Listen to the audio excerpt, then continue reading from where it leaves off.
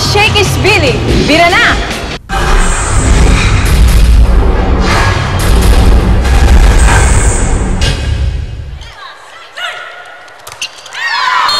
King Balse through the blockers, and ang Smart Maynilad ngayon opting to use Nika Guliman as their middle blocker. Well, Shakey's, if it's Fun Family Pizza, it's gotta be Shakey. Well, so far itong si Gonzaga with 10 points, Salak and Bunag with 5 each, Dakis with 6, sa kabilang dako, Quezini ang may 10 puntos, Valdez with 8, Soriano and Cotruang, litig 5. Oh. Agad-agad. Silent operator Walang pala practice. Oo. At kagabi nga lang ginawa ang uniform. May jet lag? Hindi, sa Bangkok lang. Oo. Oo. OA na pag may jet lag. Pero nakakapagod yun, di ba? Oh, yeah, definitely. Well, De Leon, back to Cotruang. Basa ni Salak. Gonzaga too near the net.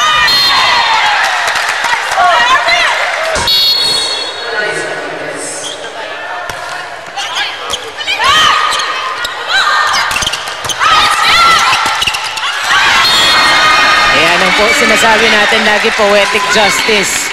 Ibig sabihin, for those who don't know, kung the call did not go your way kahit maling call, you get the point anyway, somehow. Yeah, and again, pag ganyan sa volleyball or to any other sport, di ba, pwede rin sa badminton. You forget that point, move on. The sooner that you move on, the sooner ka makaka-recover. Oh. In life naman, kailangan move on. Move on lang. Di ba, Rina, no? Oo nga, si Rina parang may gustong sabihin. All Dakis. 3-all. Dakis to serve. Army. Oh, nice serve. Gets that point. Well, come to life si Dakis, no? At nahawa yung team niya. Yun nga yung mahirap talagang kalaban tong Philippine Army kasi at any given point, pwedeng, let's say, may yung momentum is down. Nandyan si Dakis, nandyan si Balse, nandyan si Nene Bautista. Pwedeng may bigla na lang tumaas yung laro. Yes. And look at their bench. They still have Dalia Cruz, Jack Alarca, Mayeth Carlino. Pwedeng dalawang teams, ha? Dalawang teams. Oh. You're right.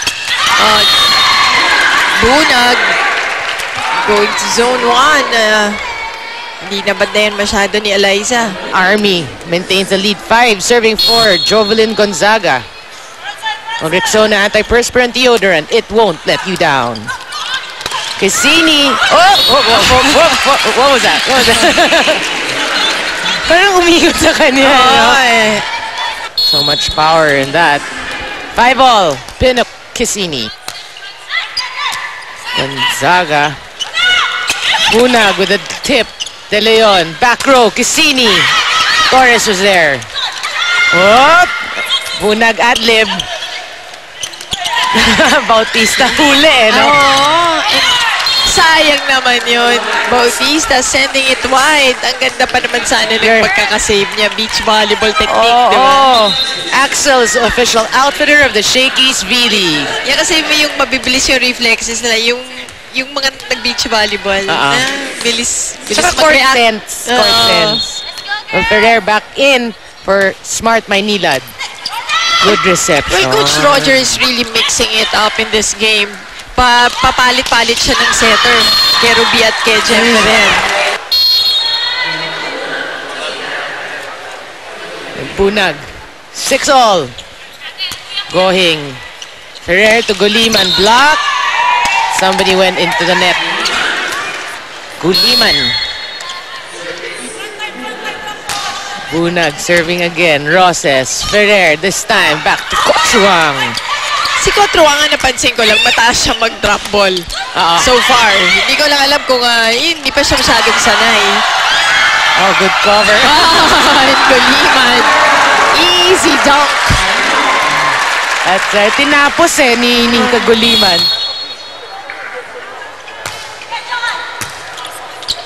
Oh, over-receive.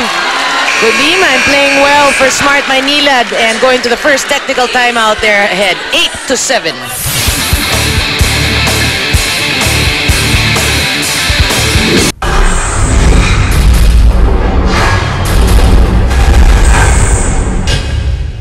And we'd like to turn you over to Rina. Yes, Noreen, if there's one thing common about these two teams right now is that both coaches have been asking these teams to minimize their errors. Katulad ng Coach Roger, ang sabi niya sa team niya, you have to play it smart. You have to minimize on your errors, especially when it comes to your service receive and to improve on your coverage. Sabi din ni Coach Roger dito, you have to smile and to enjoy the game. Kailangan ng mas ma-pressure dito itong veteran na team, itong kalaban natin, itong Philippine Army. At itong si Cassini nga, kanina napansin ko siya na mismong nagbibigay ng mga reminders niya dito sa kanyang co-Thai import na si Jen Cotruang. Sabi din dito ni Coach Rico para sa kabilang side naman, they need to sustain that kind of momentum. Kailangan mas maging consistent sila sa paglalaro. They need to adjust sa pag-receive ng bola and to minimize doon naman sa kanilang service errors. Back to you, Noreen.